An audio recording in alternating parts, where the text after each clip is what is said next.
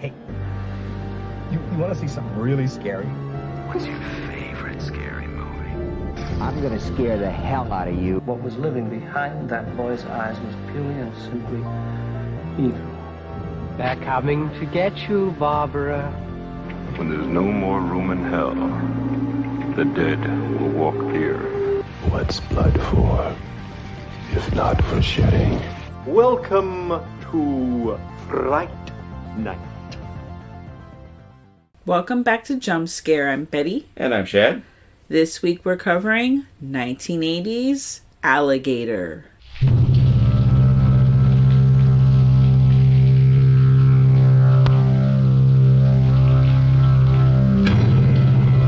It lives 50 feet beneath the streets. It's 36 feet long. It weighs over 2,000 pounds. And it's about to break out.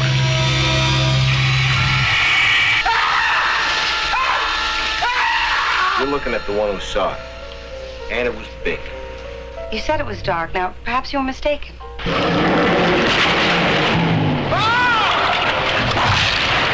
alligator half that size would starve in a week.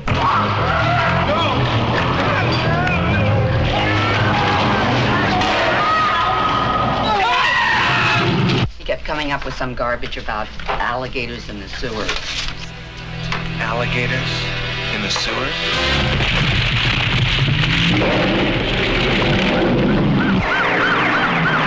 Once it escaped, there was no way to stop it.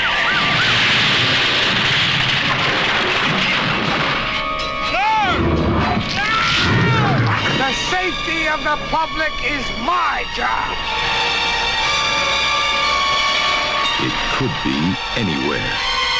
There he is. Ready to attack at any moment. I've seen what this animal can do. You'd better take all the help you can get.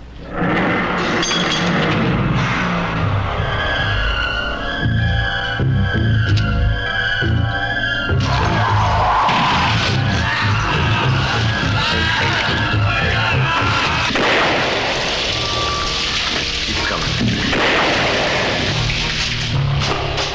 At first, no one believed it. Now, no one will forget. Alligator. This is the first time I've ever seen this film.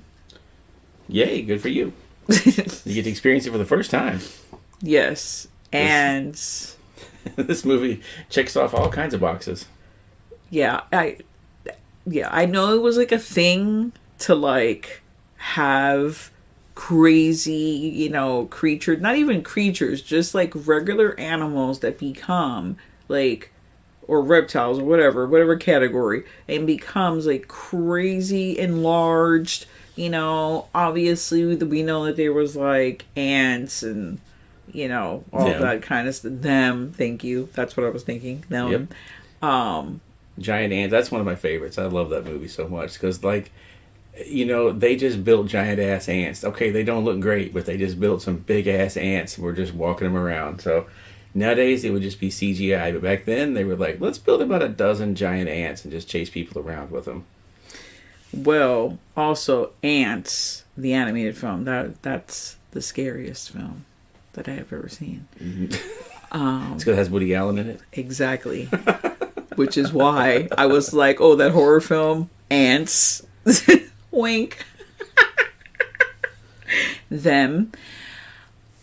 So this film was fun. I'm just going to go straight to the point. It was fun. It was a fun film. It was a fun, there was some parts of it that it was like, man, I can't sit here and be like, oh, it would just look so horrible. Like, it's of its time. Like, I'm not, a lot of people now would not be able to appreciate that kind of film because they would probably, their first thing is like, oh, the CGI in this sucks. And it was like, there was no CGI. Like, this is like either someone doing fucking camera tricks, Yeah. you know, and There's a few scenes of this that I'm pretty sure they just used a small alligator and just built up bigger or smaller sets around him to make it look like, you can tell there's a few of them he's just walking around in what looks like a Hot Wheels car set. Yeah. Walking around, but just, hey, you know, it mostly looks pretty good, to be honest. It is mostly pretty good. Some films still use those techniques today. That's how Yeah. they did Elf. Yeah. Like, you know, so it just looks really funny. It's just so hilarious. I would have loved to actually have seen this like at a drive-in. That would have been, this is a great drive-in movie. One of the extra features on the Blu-ray from Shout Factory is that it has a lot of the like advertising materials for it, and like 90% of the ads were for it with at drive-ins with other movies like that were out at the time. Like there was one that was this and Motel Hell. Like that would be a crazy double feature to see. Oh yeah. I mean, they're very different kind of movies, but you know, they just both happen to come out at the same time, and it's like, man, that'd been great to go see these two crazy things in the theater. I would have Or the had drive-in, rather. a freaking blast. Oh yeah, here I saved a couple of them on my phone. One of them was a triple feature. This is a odd bill. It was Alligator, The Legend of the Lone Ranger, and Happy Birthday to Me. Oh, okay. I'm like, okay. I would have loved to have gone and seen Alligator and Happy Birthday to Me. Yeah, that's an interesting combo there. Or trilogy. But yeah, so this movie, one of the things that I like about this Blu-ray is that Bryan Cranston from Breaking Bad, Malcolm in the Middle, everything, was apparently a PA on this movie. He did special effects work. He stuffed the alligator full of blood so that when they blow it up at the end of it, like even he said something, spoiler alert, the alligator blows up. But you knew that was going to happen anyhow because he wasn't going to ride off into the sunset.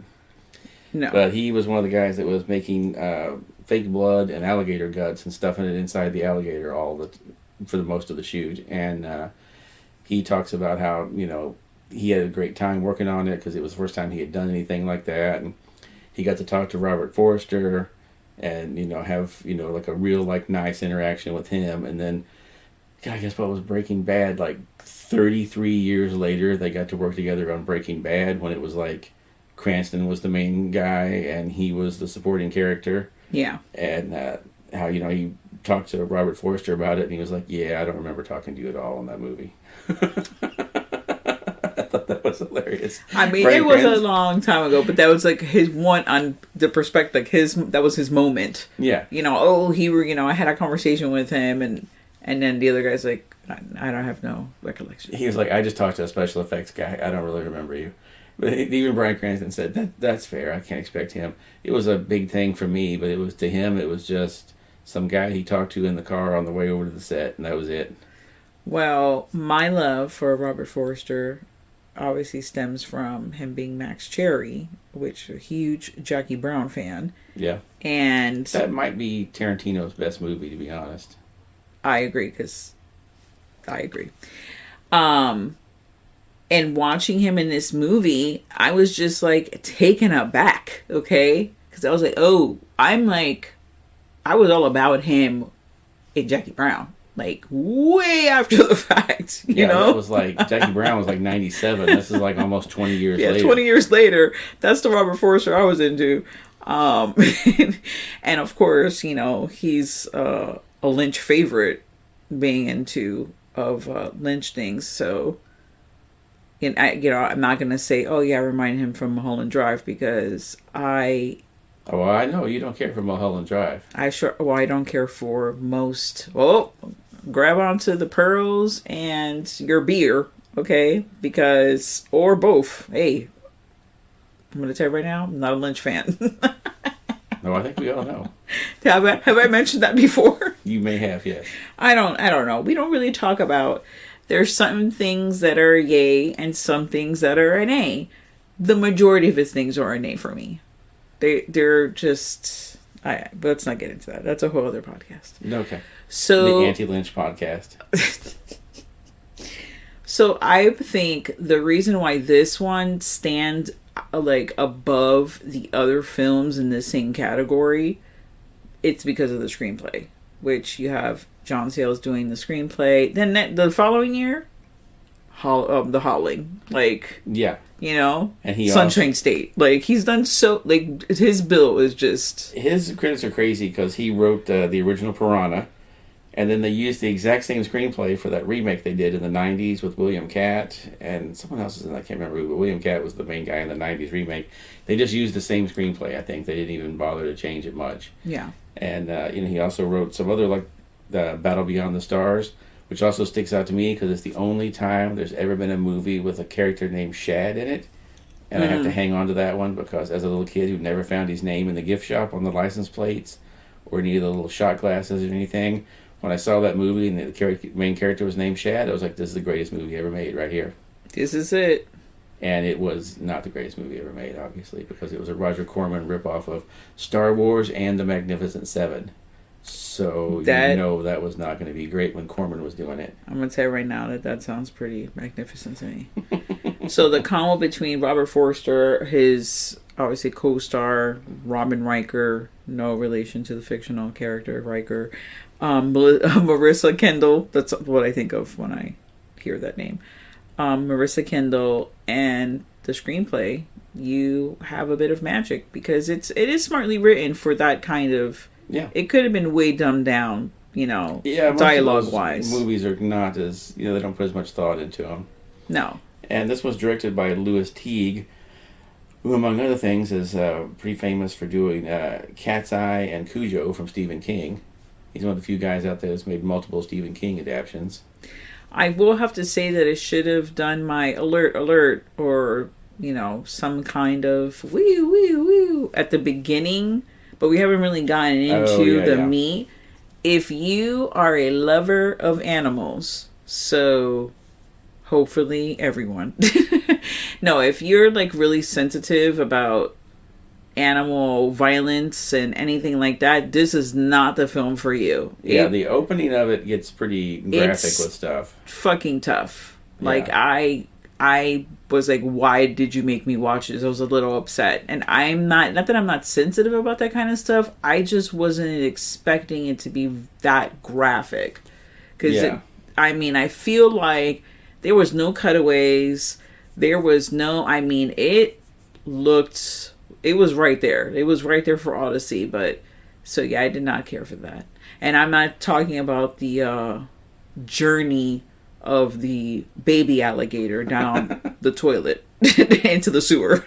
Now, in other things that might upset people that are upset by children dying in movies might also be upset by this movie. Oh yeah, I was going to get to the kid. I'm pretty sure this is also a movie that scarred a generation of kids wanting to jump into pools because something very bad, it's called Alligator, so you can guess what's going to happen to the kid who they make walk the plank into the pool because they're all dressed as pirates.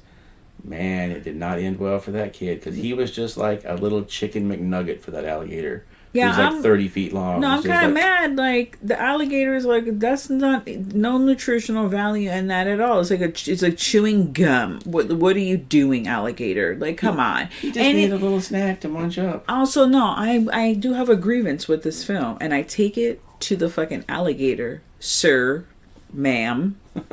Well, his name was Ramon. Ramon. Okay, yes, I'm sorry. How could I forget? How could I forget the name? He was a Spanish alligator. What the hell? He was in the streets of Chicago just trying to make it. Which is weird because... Go ahead. We'll get to that in a minute. So Ramon, okay, he was a bastard because I feel like only liked to eat the dogs. He didn't care about really the humans. He just munched on them. Like nothing. Like, I'm gonna take a bite, snap, and then whatever. Now I know this is obviously, a real animal. It's not like a critter or something. So maybe we have to stick to like what an alligator would really do in that situation. Kind of like a shark. Like, a shark's not out there eating people. It thinks you're one thing and it chews on you and then it just lets you fucking go. It's not. You're not. It's food. Like, you're not the thing that it's really looking for. So maybe that's the whole thought, but behind the alligator, not really. But I think what it really comes down to is... I feel like the alligator is all about meat anyways. It doesn't matter what kind of meat it is. I feel like what it really comes down to is they didn't have the budget to show the alligator swallow everybody whole. so they had to just do it a few times to show it just exactly how gruesome it was going to be. And then after that, they were like, okay, you get it now. The rest of the people can just get bit and thrown around. Quite a few people get beat to death by the alligator's tail. Yes, there is a lot of tail action. A lot of people get... And that scene where... Because there's one predominant scene where the tail, a lot of people, a lot of guests... When the alligator crashes the wedding. That's, the best wedding ever. Yeah, I mean, look... I mean, it's not the best wedding, but it's the coolest wedding. The best worst wedding. If you thought the weddings on Game of Thrones were fucked up, this one happened even worse, because these people didn't even know what was going on. They're just having a nice wedding, and next thing you know, the alligator's there, smashing everything with his tail, eating the shit out of people. It's bad times. So, synopsis. Little girl, she... goes to Florida, of course, because why wouldn't you go to Florida for this to Does happen? she go to Florida? I don't think she went to Florida. That's still up in the air. Is it stated that she specifically went? We're assuming that it's Florida because it looks like Gatorland, right? It would have to be Florida or Louisiana, somewhere. I know, but they took a car from Florida to Missouri. But wait a second, but then they weren't in Missouri, then they end up in Chicago. Somehow, at the beginning of the movie, they show him crossing into the thing that says, "Welcome to Missouri," which I've seen that sign many times. That's a real sign. And then they show him going home there. But then later the movie's set in Chicago. So I feel like they kind of, at some point, something got changed in the screenplay and they just forgot about it. Now, for all of you that are and this is not a spoiler because this movie's old as fuck, but for you guys that are okay, the... Marissa Kendall, whatever her name is. Marissa Kendall. When she gets older, maybe she moved from Missouri because she's the little girl in the movie that drops it. But how the alligator, the grievance is the alligator. The alligator went through the fucking sewer from Missouri to Chicago. Wherever they and got also, the coincidentally, sorry, I didn't mean to cut you off because this just popped in my mind. Coincidentally, that's where she was like, hey, I'm going to leave good old Missouri and I'm going to go to Chicago. Wink, she, unbeknownst to her... Just having to end up in the same city that her alligator got flushed down. Best friends. So the little girl, they went back home to Missouri, and the alligator annoyed the father one day, so he flushed it down the toilet. And we've got the old urban legend of the alligators in the sewers from this happening. But they were supposed to be in Missouri, I'm assuming, because they drove in there. Or else someone thought Chicago was in Missouri, one or the other. Maybe somebody really bad Maybe at there's geography. a Chicago, maybe in Missouri, Chicago, there's a Missouri, Chicago, Missouri. I don't think so. But maybe it's a fictional place. It is a movie. So then later on, they're in the movie and you see that she is there. She's like a leading reptile specialist now. She's a herpetologist. And they have to go talk to her about the alligator. She's like, yeah, I had a little alligator when I was a kid that got flushed down the toilet. Ramon. Or these are two separate things. Her alligator went down the toilet in Missouri, and she just happened to move to Chicago where someone else had flushed an alligator down a toilet. Which it's then why did you go through the whole... And that's where my second grievance. I thought we were going to have kind of a Ben situation. A reconciliation where the gator was going to look at her and be like, I remember you. Yes, you took good care of me, and I love you. There was going to be a moment, because they went out of their way to... They could have just had the story, okay, the little girl dropped it down the fucking toilet, and then we move forward 12 years to the future, and these are just the repercussions of that drop. It didn't have to be that it was that little girl that grew up to be, out of all fucking things, a herpetologist, which I already told you, they kind of planted that seed in the beginning when she was watching at Gatorland, quote unquote. Yeah. She was watching Gator World. She was watching a wrestling thing that was going to happen with the gator, and the gator fucked up the guy and fucking bit his fucking leg off. And which, she said... has happened at Gatorland. The Gatorland wrestling does not always go well. And she, at 12 years old or 13 years old, because she's a teenager, even though she does not look like a teenager, but She's like, if they just laid it on its back, it would fall asleep. Just lay him on his back and rub his belly. He'll go to sleep. Yeah. So that was their way of saying, like, wink. She knows a lot about reptiles. Which to me, she looked like she was like 9 at the time, 9 or 10. And then 12 years later, she's about 30 and she has advanced degrees in herpetology. So she must have been really smart. That's how fucking good she was. She was fucking Doogie Howser of her time. Yep. That's it. Or during the same time as Doogie Howser. And I kept thinking, too, that somehow, right at the very beginning of the movie, you see Robert Forster going to the pet store and buying a dog because he's lost one. And I thought his dog was going to find his dog, like, in the sewer at some point and be like, oh, no, it was my dog. They did kidnap it and put it down in the sewer. But no, that never came into play either. He just randomly bought this dog, and we see the dog in his apartment a few times, and that's about it. So the basic plot of it is, like you said, the alligator gets flushed down the toilet, and besides just becoming an alligator living in the sewers, because someone put a little thought there, like, well, he wouldn't have enough sunlight, and he couldn't grow to full size, because even in zoos, they don't grow to full size. And they were like, but what if an evil drug company was experimenting with the growth hormones on dogs, and then when they were done, instead of, I don't know, throwing them in the incinerator that all these places have, literally, yes, they would just give them to the sleazy pet store guy who's driving around abducting dogs, and he would just take them and throw them into the sewer, and the little alligator has been eating, apparently for 12 years, he's been eating all these, like, dogs. They've been doing these experiments for a long time, and then he would grow to amazing size, too. So, we saw the character, sleazy guy, drive in his van, right, with the dogs and the cages, and then this is the other part that fucking killed me in the movie. And then the scientist guy's like, whatever, dispose of the dogs, and he's taking the black garbage bags, what I call the serial killer bags, right? He's taking these fucking huge ass hefty bags and dumping them, putting them in a shopping cart. This is the part that was just like, no.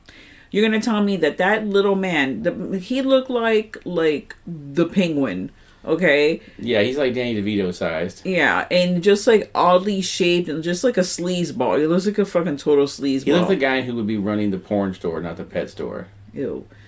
Am I wrong, though? No, you're not wrong. He was wearing a chain. I'm sorry, guys. If any of you listening that you wear a chain, I'm just not into men that wear like jewelry, like especially like a chain, like a Guido chain. I'm sorry. That's also I'm a New Yorker. Do we just say that and just go move on? So is Robert Forster. Wink. Another reason why I love the men. So he went and he picked up the shopping cart, the metal shopping cart. It's not a fucking plastic one from Kmart. The metal shopping cart. Put it in his van. Okay, so now you have a shopping cart that's just going all over the fucking place. No, that didn't happen. He didn't drive this shopping cart full of fucking dead dog parts down to the fucking river, to where the fucking sewer opening was. He literally, this is the part I'm just like, this is unbelievable. He was supposed to be incognito at the place, okay? But then here's a Guido with a shopping cart full of fucking plastic bags, leaving the premises, the facilities, okay? Going down, God knows how far this is from the actual, like, entrance, the canal entrance or whatever the hell, and then dumping the bodies there. No one noticed, and he did this probably like every 2 weeks, maybe, or once a month. Yeah, he did it for a long time. No one noticed this man going to the hospital with this dead old body parts. Now, grant you, fine, no one knew they probably had body parts in there, but they were big ass garbage hefty bags, a whole shopping cart full. Attracted attention. Come on, guys, come on. That's unbelievable. There's some thought occurs and then shit like that happens in the movie and I'm just like, I can't draw my head around that. It's just no way.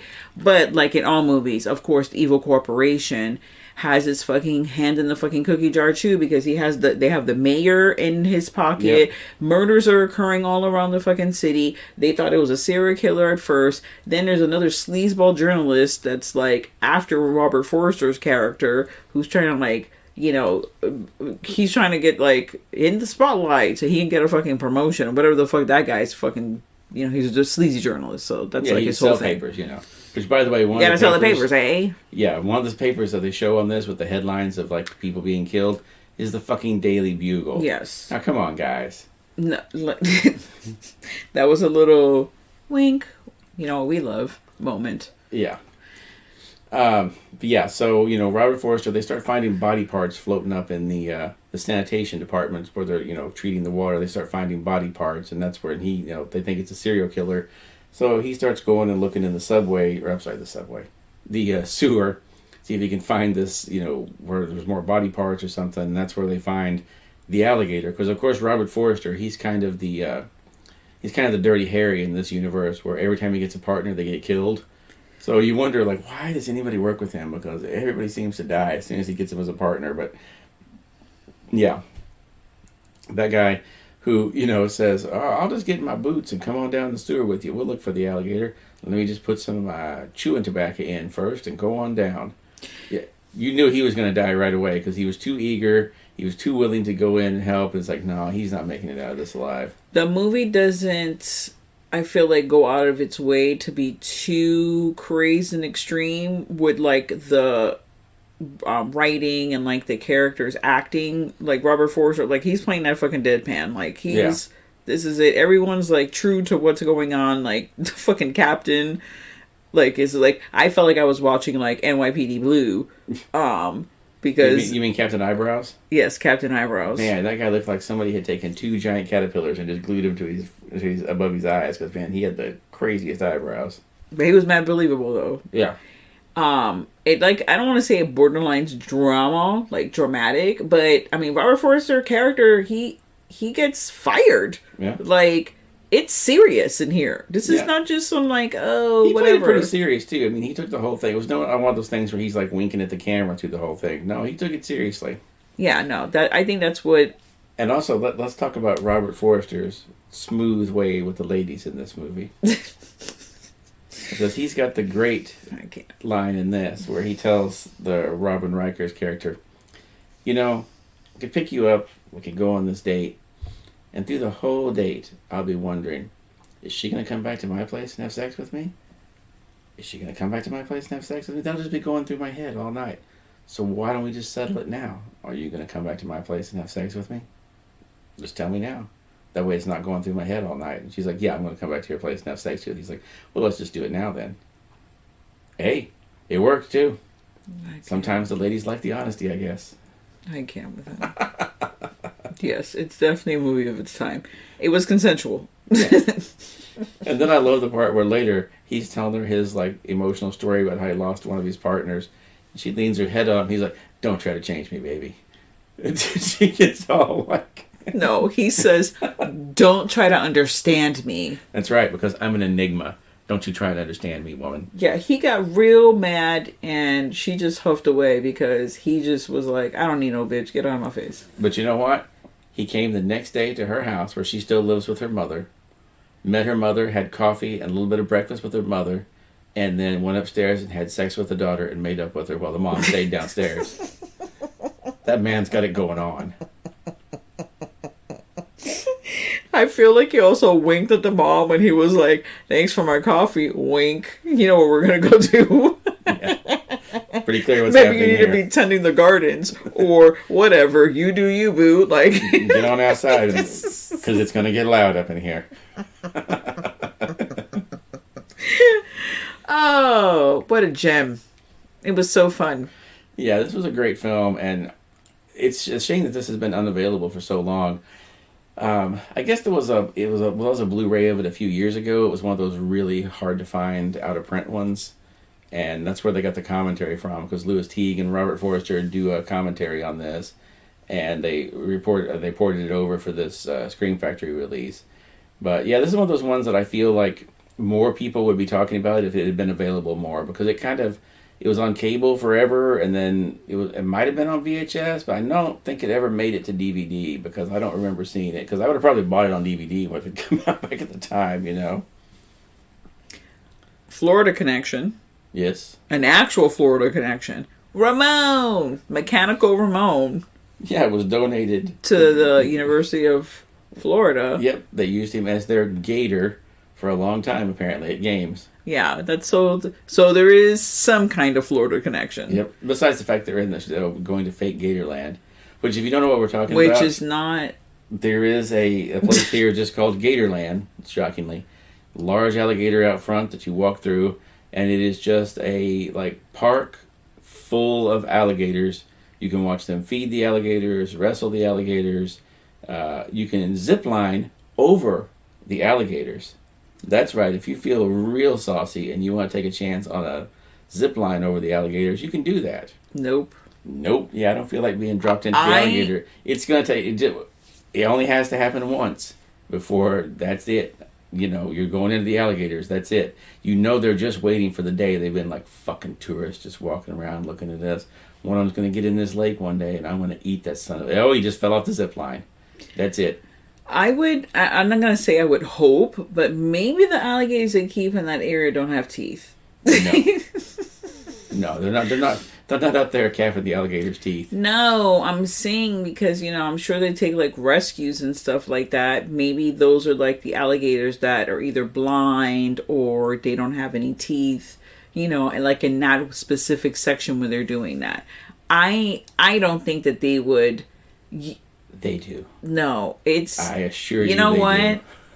The New York side of me is no, man, that's not a thing. That just sounds so stupid. And the other part of me is you in Florida. So that's a thing. Get used to it. It's definitely a thing.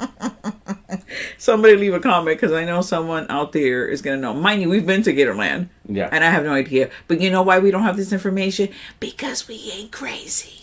I'm not getting on the zip line over the gators. No, nope. Thanks. Nope. Mm-mm. No, I was fine to watch the other people do it and then look away because I did not want to see anyone fall in there. Someone else that's in this movie to talk about is the city hires a big game hunter to come in and take care of the alligator. And the big game hunter is Henry Silva, who you'll know from everything from the 70s and 80s. Besides being in this, he's been in things like Chained Heat, Sharky's Machine, Megaforce, Escape from the Bronx, The Cannonball Run. He's even in a John Waters movie. He was in Lust in the Dust. Alan Quartermain. He's been in everything, but the most amazing thing that he's ever been in, to us anyhow, and probably to other people as well, is he was the host of Bullshit or Not in the movie Amazon Women for the Moon, where they have solved the mystery of the Loch Ness Monster, of Jack the Ripper, by determining that he was in fact the Loch Ness Monster. That's why no one ever caught Jack the Ripper, because he was a Loch Ness Monster. And no one ever caught the Loch Ness Monster. That's right. That's probably my favorite thing ever is when they were in this bullshit reenactment, and they show the Loch Ness Monster dressed in the Sherlock Holmes outfit. He's dressed in the Sherlock Holmes outfit. And the old-timey prostitute sees him. Oh, you're a big one, aren't you, love? It is the best. I remember watching that as a little girl, and I'm like, this is so fucking funny. Yeah, he was the host that. He plays the big game hunter who takes his rifle, just walking around the streets of Chicago with a... he's back in Chicago. Yeah, in Chicago, St. Louis, wherever the hell they are. So, not only was he, let's just say he was in Chicago, not only is he hunting game there, but he was also hunting an alligator. Yeah. And so he's just walking around with his rifle. He hires some guys that he meets outside the liquor store. And he buys them some booze and is like, here you go, carry my gun for me. Because he's a big game hunter. He can't be bothered to carry his own rifle. He's got to have somebody do it for him. And then that goes about as well as you would expect. He does not make it to the end of the film. Because, of course, somebody had to die to show you how good the alligator, really was. Or, how mean he really was. He was actually my favorite death in the film, is his death. Man, because he just got swallowed up. Yeah, not that I wanted to see everyone get swallowed, but yeah, he definitely got it. And, unfortunately, he passed away last year. Yeah, he was 95. Yeah, so he lived a full life. He had a good life, and he was in, like I said, it's hard to find some kind of series that he wasn't involved in. But, yeah. And just on the flip side of this, we didn't cover this, but we watched a movie randomly the other night on something that was Crocodile, that was directed by Tobe Hooper. And man, that is the exact opposite of this movie. Yeah, everything. Yeah, it's really bad. Yeah. Years later, and that CGI out the crocodile they had in that movie, he wasn't even walking on the ground. Like, he was walking above the ground. Somehow he was hovering above it, just running. And yeah, it's amazing how, like, the same, like, a director like Tobe Hooper cranked out something that terrible. I was amazed. And even his crazy movies like Life Force have had, you know, great production value and crazy effects in them that were memorable, but this thing was woo. So yeah. Alligator, amazing. Crocodile, not so much. I give Alligator 3 knives. Yeah, I was going to give it 4 myself because I love this movie. Damn, you gave it 4 knives. Yeah, okay. I love this movie. Okay, I'm not gonna have any comments on your knives. Yeah, we watch a good amount for us of horror. Only because if we're not watching a horror film, then we're watching some like episodic bullshit thing. Yeah. Which is a lot, but you know, it's very time consuming. But yeah, we saw Sick as well, and I feel like the reason why we skip a lot of movies that we don't watch, that we do watch, and we decide not to cover is because we just don't have like a good, like, there's just not enough. We watched it and we're like, that's okay. Yeah, and we know there's going to be like 9,000 other podcasts because unfortunately there's 9,000 other horror podcasts out there. So I mean, no digs to any other horror podcast, but there's just a lot of us. It would be cool just to be like there would be 5. One of like 40, I was going to say. Fine, I really wanted to narrow it down to 5, but fine. Not that we would even be in the top 5. I wouldn't even know, but that. It gets really broken down, like, what kind of horror podcast you are. Yeah. But, nevertheless, yeah, I don't know. Yeah, a lot of these movies that we said, we see these things, and, like, with Sick, I watched that and was like, that's okay. But I don't have enough love or hate for it to want to talk about. There's some movies that I hate that I want to discuss, why all the reasons I despise them. Like the Texas Chainsaw 3D, that's one of my favorite movies to show to people. Like, let me tell you everything that is wrong with this movie and why it sucks so hard. So I'd love to do that one and be like, this movie, this is why it pisses me off. Wow, that's really fucking strong. Yeah, I have strong feelings about that movie. I would have never guessed. I went to see it and was angry the entire time. Damn. I wasn't expecting a masterpiece, but I was expecting something at least up to the level of Texas Chainsaw 3. Yeah, that was Blood Rain for me. The revival of The Evil Dead. I really hated that. Hate this fucking sequel that's coming out to that. Just by the trailer. The combination Smile Conjuring movie. Yeah, it's terrible. I don't care what Bruce Campbell says. I love you, Bruce Campbell, but I know he has to to talk about it nicely. He's producing it. That's what I'm saying. He's producing it, so he has to say it's the scariest Evil Dead that he's ever seen. I'm like, yes, that would be true because the other first 2 Evil Deads, in my opinion, are not scary at all. They're so campy, but that's why I love them. You know, it's like campy horror. It's not like you're terrified. I was never terrified when I watched those films. No, I was always amused. Oh yeah, super amused, and I loved it, and I ate every fucking bit of it. I feel like that's like the core of, like, you know, Sam Raimi. But this fucking Evil Dead, obviously, I know he doesn't have any real. He's just a producer too. Yeah. So, but yeah, we do cover Infinity Pool. So I saw that. That was just hot trash. Well, the crickets on there, I could just hear them like they were all like chirping loudly. I did not fucking like it. I did not like it. I just have to throw the cuss word in there. I just did not care for that film. It was just so... There was a lot of layers. There was a lot of social commentary. Like, it was just it was an onion of a film. What I didn't like about it was it just... I don't know. I don't want to get into it, but yes, not a fan of that one. I saw that. It's more complicated than that. It's a little more complicated. It probably would. I could just do a whole podcast on Infinity Pool by myself. Okay, and it's just gonna be me just talking and like, complaining about why you didn't like breaking it down, like breaking it the fuck down. I understand it's a Cronenberg film. I know what I'm getting into. Like, I know there's gonna be body horror. Like, that's the thing, right? I get it. But it's more than that. And I would actually, there's an interview. Someone did an interview with him. I need to hear that fucking interview. And then I'm going to come back and then dish out some more, of my feelings on that film. But yes. And then we saw some other film too that I don't remember what it was, but it was just bad too. It was old, one of the old ones. Not the ones with the kid, which I feel like that movie's coming out. That, all the children, the new children movie that's coming out where the children are killers. Something's wrong with the children? Yes. Yeah, we didn't see that though. No, I know, but we saw that other film, that old movie where the kids... Oh, that was just called The Children. Oh, The Children, okay. Yeah, I don't remember the name of the movie. I erased it from my fucking mind because it was just so terrible. It was so bad. Okay. It was so bad. We didn't even finish that. That's how bad it was. I couldn't digest it. Mm. But this film was so fun. So I recommend it. Alligator. We got a little off track there, but that's fine. They love it. It's great. Thank you so much for joining us on another episode of Jump Scare. Oh, jump scare count for this film before we rush off. I'm going to say 1. That was with the kid in the pool?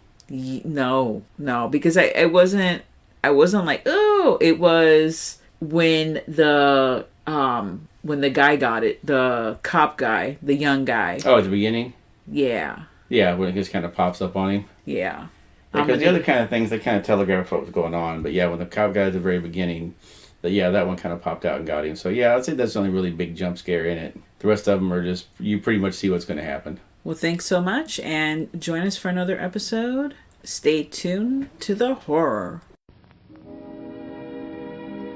And now, folks, it's time to say goodnight. We sincerely appreciate your patronage and hope we've succeeded in bringing you an enjoyable evening of entertainment. Please drive home carefully and come back again soon. Good night.